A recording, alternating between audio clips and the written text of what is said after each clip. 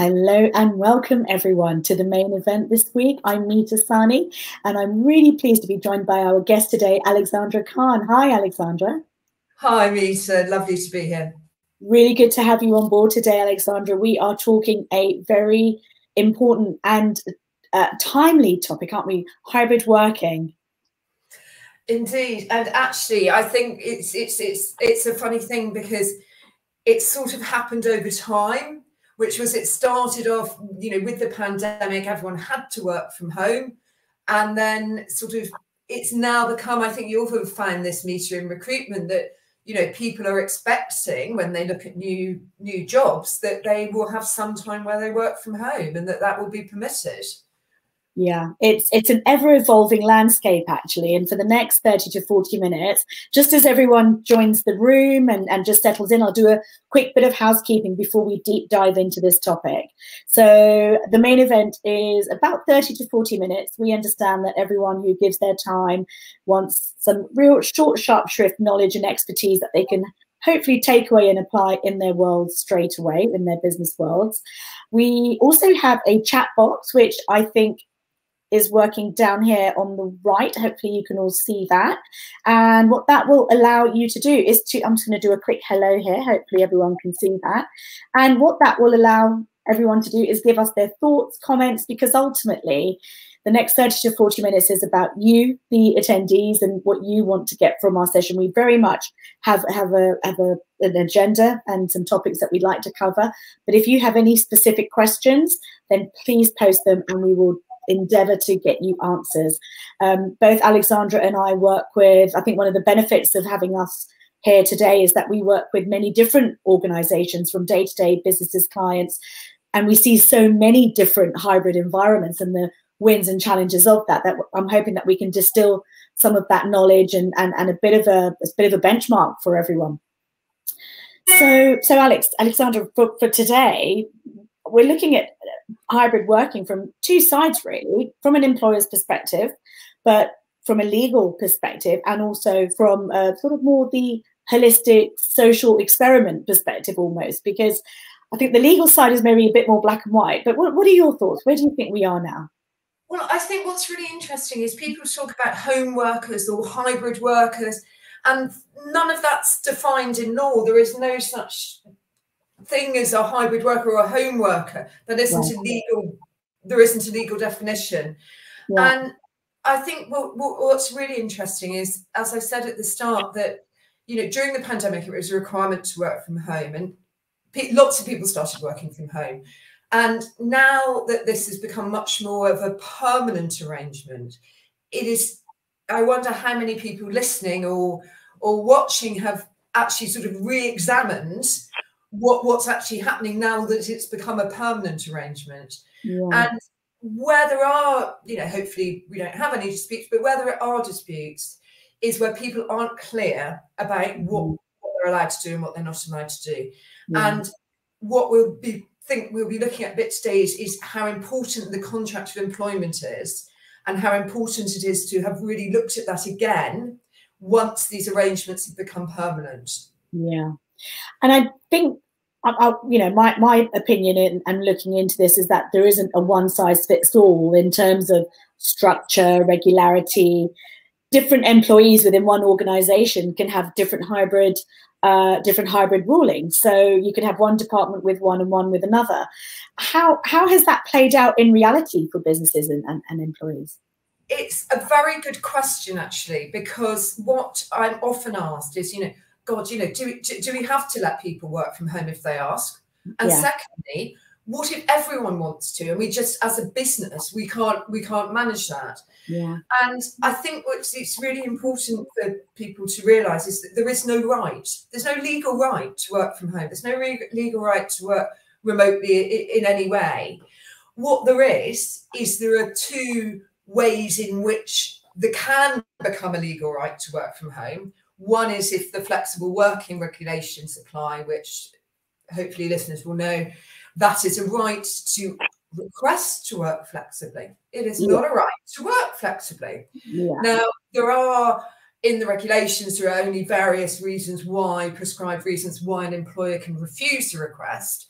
But it is very important to remember it is a right to request it. It is not a right to work it. Yeah. So firstly, you don't have to agree as an employer.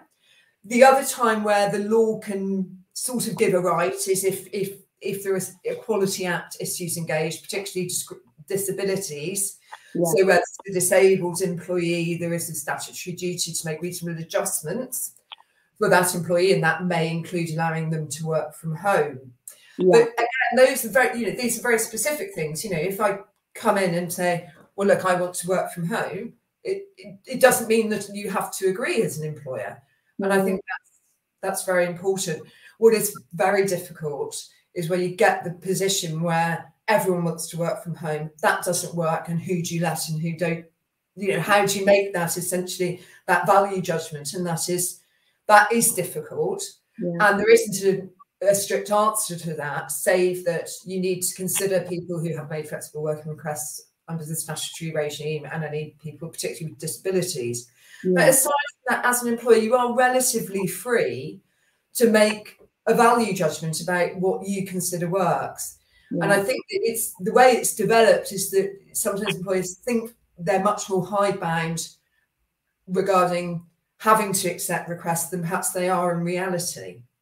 Well, I think it's the market conditions there, isn't it? I mean, we were talking about recruiting and for us, we look not just at bringing people into organizations, but helping them retain, embed and do great work for years to come in that partnership. But the fact is that employers now have to be competitive when it comes to attracting and retaining talent.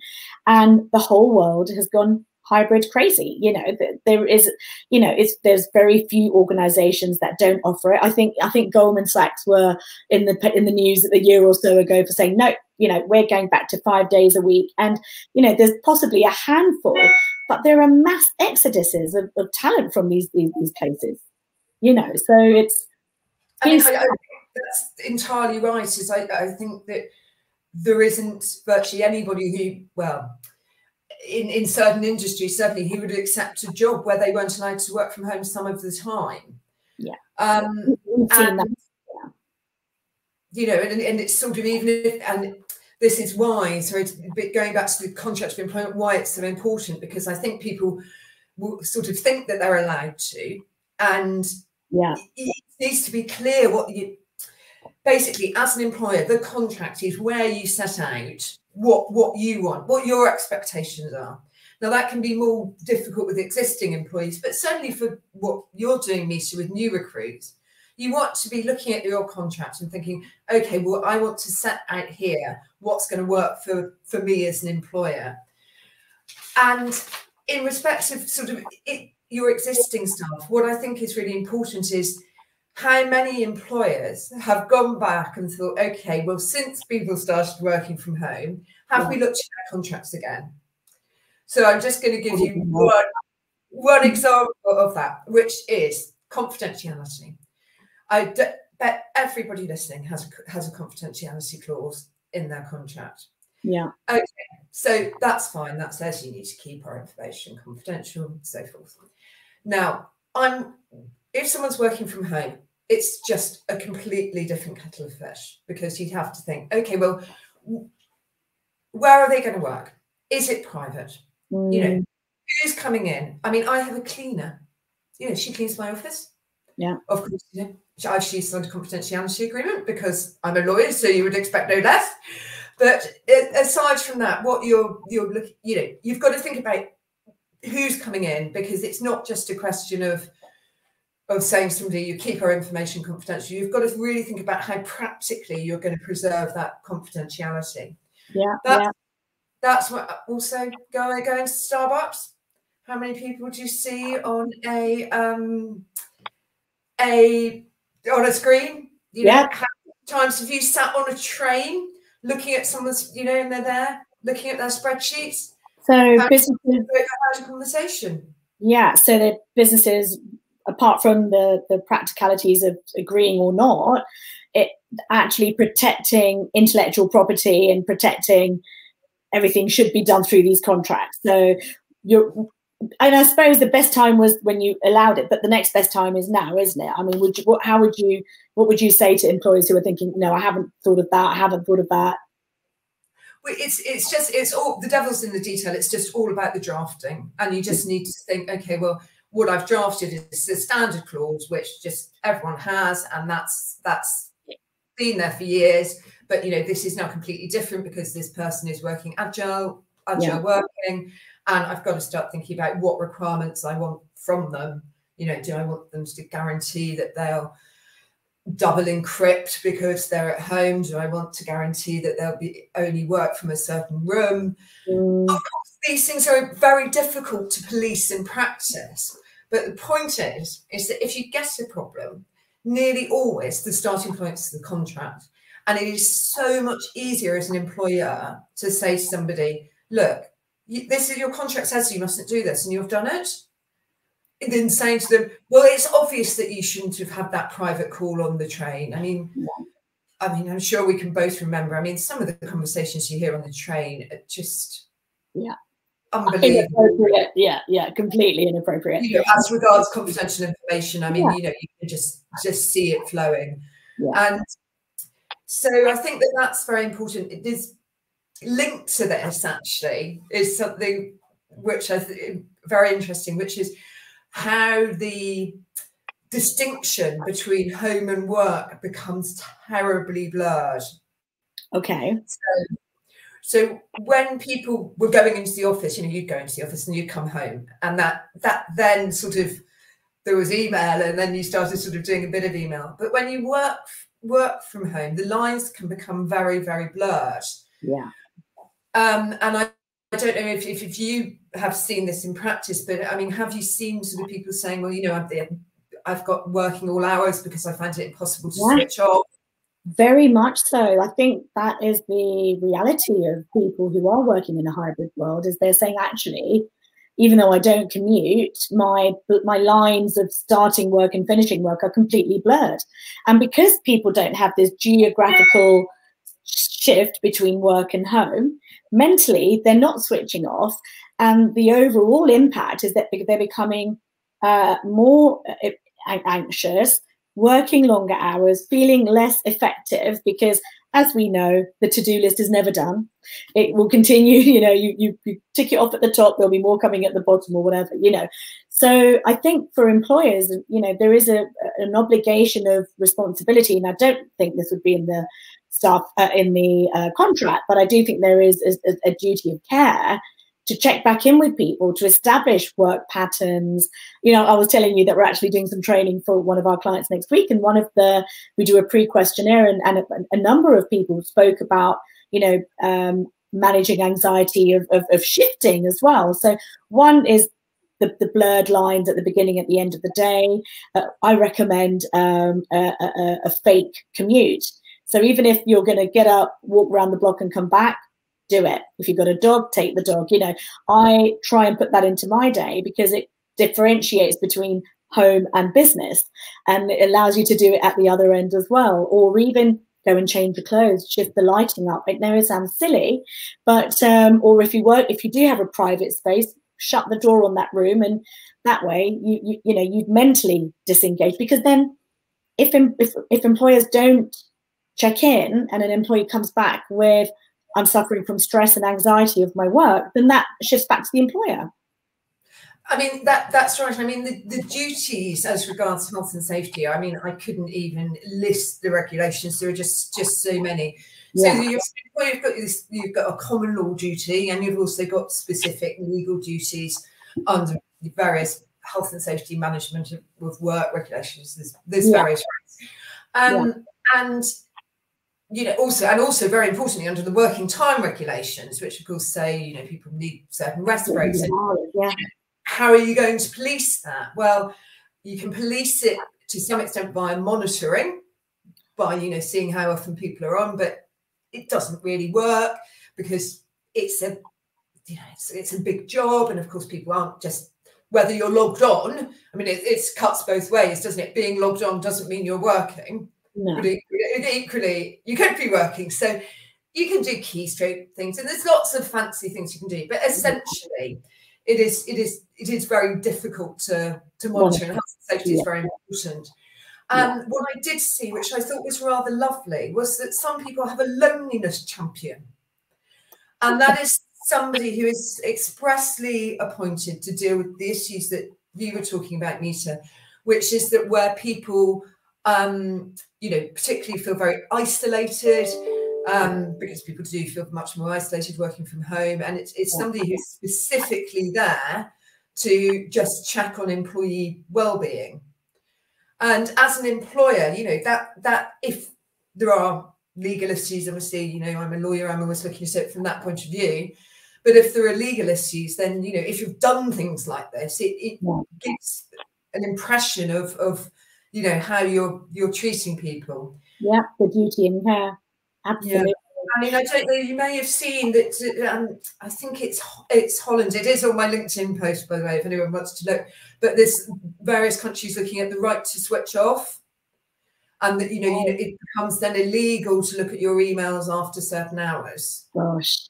And again, I think that I think it's about dialogue. I think it's about clarity. I think it's about individual expectations between managers and their team as well. I think it's really got to be defined on an individual basis, but with an overarching duty of care from an employer. For example, you know, a lot of us work, you know, very early or very late, but we don't expect anybody else to respond. So we have a sort of, you know, a signature at the bottom that says, if you do get this out of hours, please note, this is how I work, but it's not how we expect anybody else to work. So please don't feel you need to reply. You know, and it's hard, isn't it? Because if it was the law, I think it would really affect a lot of people who you know, no, but people don't actually have their strongest times between 9 and 6 every day. Some people are early birds, some people are night owls, you know, some people have a huge slump between 2 and 4 and find it impossible to do anything. So, I mean, and that is the joy, of course, of flexible working, is that, you know, you can, if you want to lie in, you know, you can, and it's obviously, you know, it works very well for senior people, because essentially they will just manage their own hours and they'll do what they want. Equally, they are the ones who will not switch off, because they will always feel that they have to reply. And I mean, that is somewhat just the nature of email, is that you email somebody and everyone expects an immediate reply. And I mean, I'm guilty of that as the next man. Yeah, we also set the scene. Something we've done, and again, I advise out to businesses is agree on a code of communication. So for my team and I say, look, if we're emailing, there's no need to reply straight away. If it's urgent, I might Teams message you, or we say, do we prefer WhatsApp or Teams? And if I say urgent, it's urgent. Otherwise, there's no obligation. And so again, you know, you realize that emails can be filed for when I'm checking my emails, because we also know that checking your emails all the time is really bad for focus. And we know how difficult everyone is finding it to actually have a great attention span anymore. But I mean, God, I mean, I don't know about you, Alexandra, but I look at my sofa with my children and everyone's double screening. And therefore, managers, employees, everyone's sort of watching a TV show, but replying to emails. It's not healthy. And it probably doesn't produce the best work either. So what you're saying is happening in Holland, and did you say Holland or yeah? Yeah. And in France as well, actually. Yeah. I mean, the thing about it is that you have to have the cultural shift, because, as I say, particularly with senior people, they just ignore it. It's like when going on holiday, I mean, it's a slightly different issue, but when people go on holiday, I mean, I always take my phone, it was work, you know, and everyone always does. And I mean, how many times have you had an email from somebody and you're like, I thought you were on holiday? Yeah, I was just checking in. Yeah. But I think that it leads to another issue, which one of my takeaway points about points on your contract. One, obviously, is the confidentiality issue we've discussed. The other thing I think is that when you work from home, you get this merger of, as we've discussed, work and home. And what that can lead to is it can lead to people using their own devices, their personal phone or personal Outlook account or whatever it may be, for work.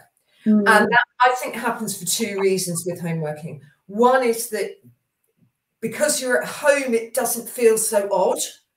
You know, if you're in the office, to send an email to your personal account would seem really odd, But if you're at home, mentally it's very different. Yeah. And then the other reason I think it is that, you know, if something's not, you know, if the IT isn't working, you think, oh, I'll just send it to my personal account. Yeah. It's just, and it's all, none of it is necessarily meant in a bad way, but it's just so much easier. I mean, the amount of times I've been tempted to do that, just think, oh, you know, this document's corrupted, I'll just take it off my secure systems and do it offline. Yeah. And then as soon as you start doing that, you have all these potential GDPR breaches, and as an employer, you've lost track of your information and you don't know where it is. And it is much more common because of this line blurring. Yeah. So what I'm going to say now is going to probably surprise some people, but it is possible to include in your contract a clause which says we have the right to look at your personal devices. Now, that seems kind of abhorrent, the idea that, you know, you just look at somebody's phone. But the point is that if they have put work information on there, your employer information, you are going to want to look at it. Now, actually, that doesn't mean that you can waltz in and go, give me your phone and you know, but it has to have a contract.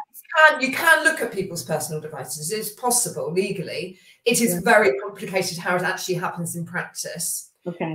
Because you have to be very careful about not looking at the personal data.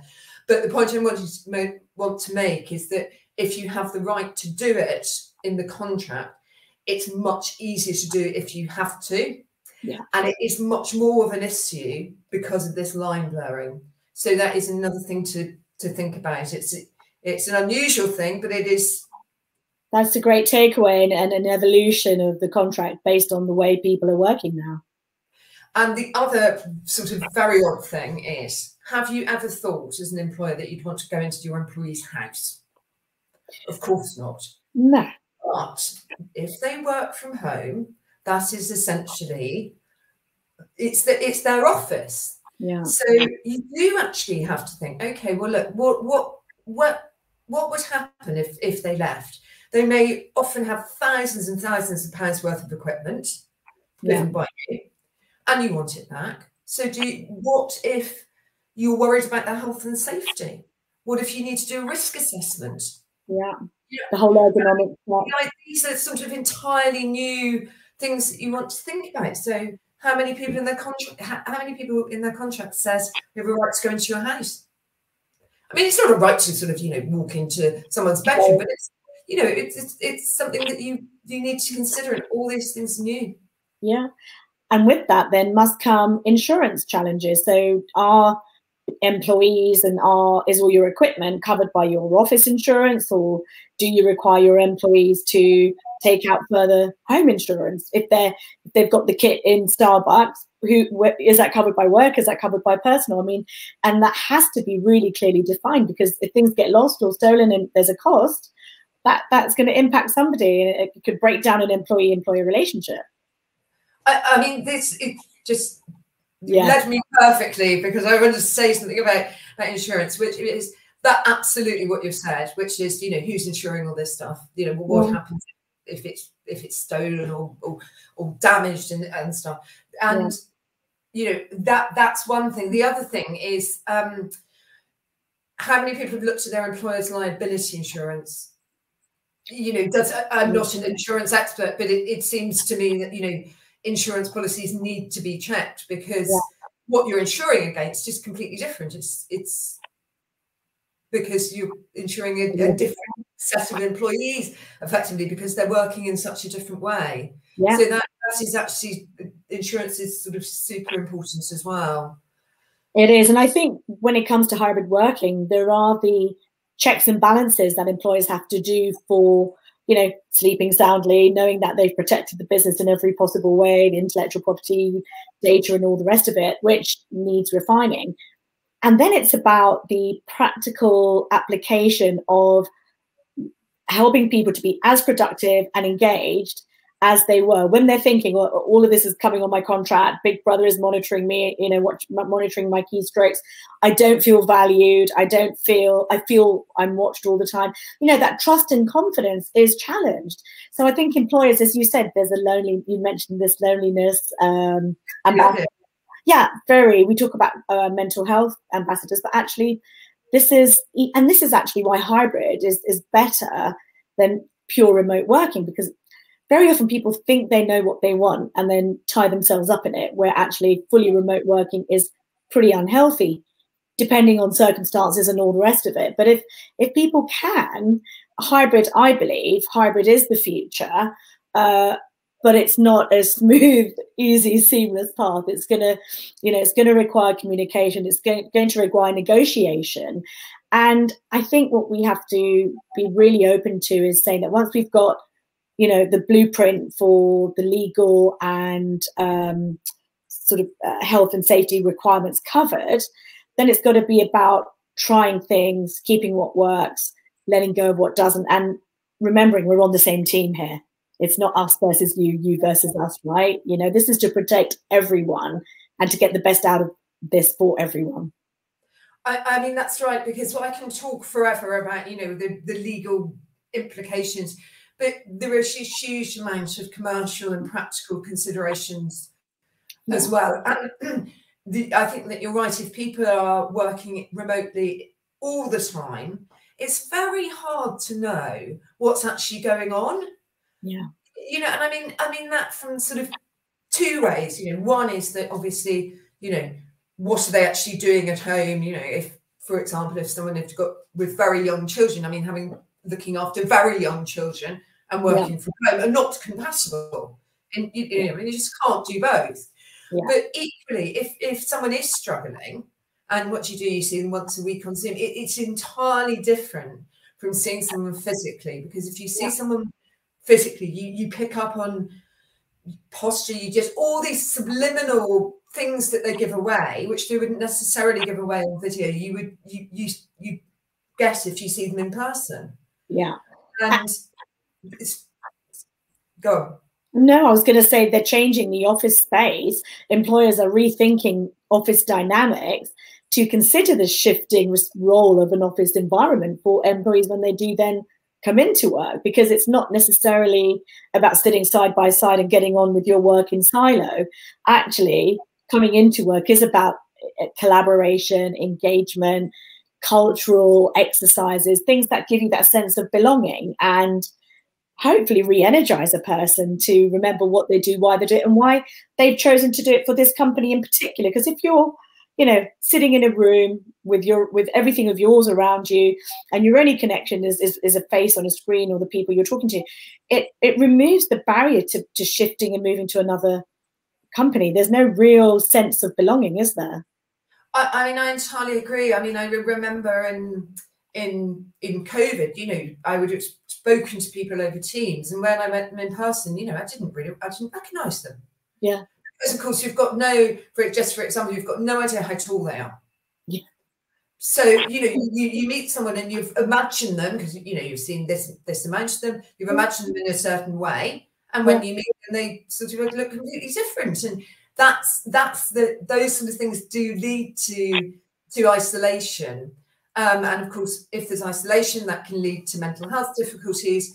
And then that can lead to, I mean, you know, potentially claims as an employer. But speaking much more broadly than that, what one wants as an employer is a happy workforce that, you know, that is engaged, as you say. It doesn't want to be talking to somebody like me at all. No, and we've got a question from the floor actually asking, can employers offer trial periods for flexible for hybrid working? And so how would something like trial periods work from both sides? Say it's a new employee and the employer wants them to work maybe 4 days from the office. I know for us as a business, we encourage our junior staff to be as present in the office as they can be until they're able to work independently, because as they're training, as they're learning, it's important to be immersed in the business.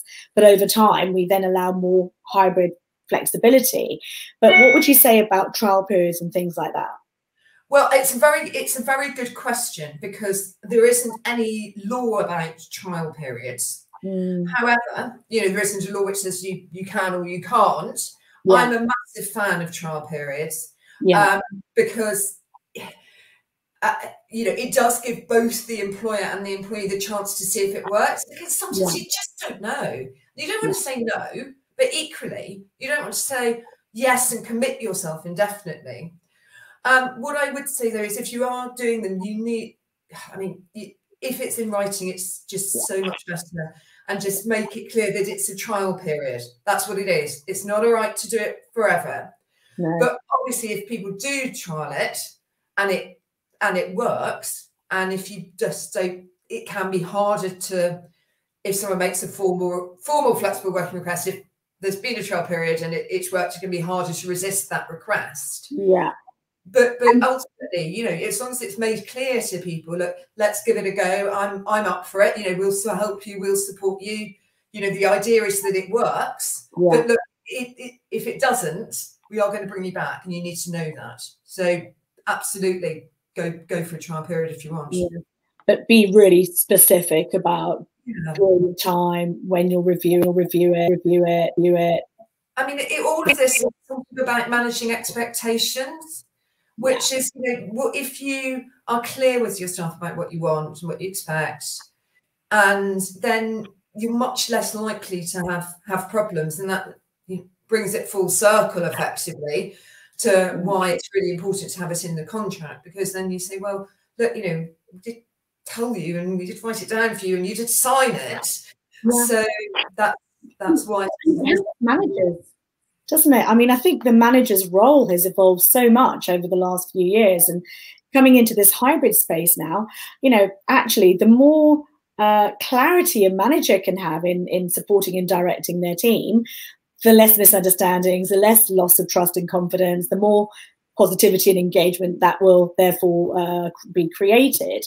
But I think, another thing that I think employers shouldn't take for granted is that every manager knows how to handle flexible working requests, how to handle people that are going through mental health challenges. All of these things are spoken about a lot, but then businesses almost behave in a way of, well, about that, you've absorbed it by osmosis, get on with it. But actually on the ground, ill-equipped managers can use, language shapes behavior. Before you know it, they've disengaged, a member of their team without even realizing they're doing it. So I think it's really important, for businesses to invest in training and coaching managers on the language to use, the approach to take, and almost have a blueprint for a kind of approach to flexible working, hybrid working, and challenges that might arise along the way. I think that's just, it's so on point. Because the point is if you can have all these fancy policies and all hybrid working and mental health and equal opportunities and all these things, but if they're not active policies, by which I mean people do something with them and engage with them, they are just effectively pieces of paper. They are meaningless. And what you're talking about there is saying, well, look, okay, we've got a new way of working, but what we're going to do is realize that it's evolving and actually engage with that, and just not let people sit in silos on their own. You may know the answer, have more knowledge of this than me, but are you finding that managers have to spend more time managing? I think that they should. I think they should be. Yeah. Well, I find that a lot of what was taken for granted is now having to be done by intention and consciousness. So, if you're all sitting in a room together in an office space, you're communicating almost by osmosis. You're watching, you can pick up the vibe of somebody, you can see their body language. You have absolutely none of that information if you're all sitting in silo in your own rooms, in your own home. So managers therefore have to overcome that gap by putting in deliberate touch points that therefore allow them to absorb that knowledge that they would have normally just seen, naturally in a working environment. So they do have to spend more time managing. But I think, again, it comes back to defining with the individual members of the team, and a team as a collective, what are your objectives? what good looks like, what are we striving for on an individual basis, what are we striving for as a team.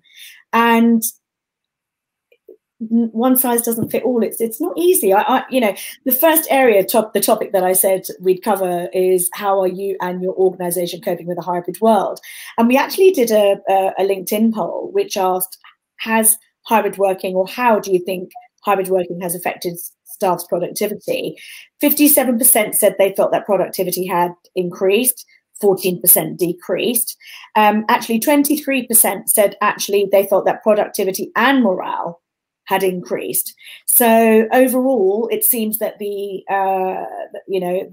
trend is towards hybrid working works. But I don't know if you saw, there was an article from Microsoft that just recently there's this real split between managers not trusting employees on the ground. 86% of managers actually don't believe that their employees are doing the work that they say they're doing. So it's you know, it's still very grey, and I think there's no real guidance, is there? Not in the practicalities of it. No, I mean, guidance. ACAS is the place to go for guidance. That does really just do some brilliant guidance. Yeah. But I think that, I mean, it's not, the idea of going to the office every day is just, I think, in my view, is gone. There was a recent thing I heard on the radio recently about a company which is, they've now said we're doing a 4-day week. Yes. And basically, the way that they've said we can get the same productivity from our staff in 4 days. We're going to pay them the same as they were paid for 5 days. Yeah. And the reason we do that is because we want to retain staff, we want to recruit, and it works. Yeah. You know, we have a 4-day week thing. Yeah. Completely. That totally had no downside, has it? But again, I think employers have to be really smart at ensuring they've got productivity and clarity of what outcomes they want very clearly defined. And I don't know if all businesses have really made that step into measuring output over measuring hours and keystrokes and things like that. So, but you're right, you know, hybrid is the future. We know that because actually employees are demanding it, and they will walk if they don't get it. And for businesses to have a future and to be able to attract talent, it's going to have to be a partnership conversation of, right, let's find the best way for you and the business. And it's ever evolving, as we said. One of the other areas I said we wanted to cover was about obligation of offering hybrid work. And you answered that very clearly to say there's no obligation unless somebody offers submits a flexible working request or for protected characteristics. Yeah, is that right? Yeah, that's right. Yeah. Perfect. So I think basically working from home, it's a matter of trust. You know, and if people who work but it's not going away, and it's there. And I think a lot of employers haven't really given proper thought to the fact it's there, it's permanent. Do I have the right policies? Do I have the right contract? Yeah. Hopefully you never have to look at them. Hopefully there's never a problem. But if there is a problem, that's your first port of call. Yeah. Always. And it's such a good point, actually, because it feels almost as though businesses have organically evolved their hybrid working policies, therefore having missed potentially contractual updates and all of the infrastructure that will protect the business, but also guide managers and employees. But ultimately, it seems as though, like the 4-day week exercise, where they did the exercise, they reviewed it and said, actually, there's no downside. We recommend it out to the world. Hybrid employers should now do an audit, perhaps, and actually do some employee engagement exercises, look at productivity, and actually come back with facts. Because I think if employers were able to share facts with their employees about hybrid working and why we choose this policy as a business, I think that will gain more trust and confidence than anything else, which is that this is a reality, you know, and this is why we do this. It really is. It really is brilliant, but it's a massive change, and that means you have to really, as an employer, think about what's changed. Yeah, indeed. And as always, our time really flies on these sessions. We are already 40 minutes in, and as promised, we try to keep it succinct so that everyone who's watching can go back and hopefully start applying some of these thoughts and ideas back into their own worlds. as always, it's a lot to absorb. So we will have a recording ready to send out to you later today. And that will also have both Alexandra's and my contact details. If something comes to you that you didn't think of in the session, then please feel free to contact us. And Alexandra, you mentioned LinkedIn. We're both on LinkedIn, so please do follow us on there. We're always posting advisory pieces, thought pieces, and comments to, again, help our business community. Well, Alexandra, thank you so much for your time and your insights and your expertise today. Something tells me this isn't the end of the conversation. I feel like we'll be revisiting this in months to come with more evolution and experience of what's happening out there in the world. But for now, thank you so much. Thank you. It's been a pleasure. Good to see you. All the best. Bye all.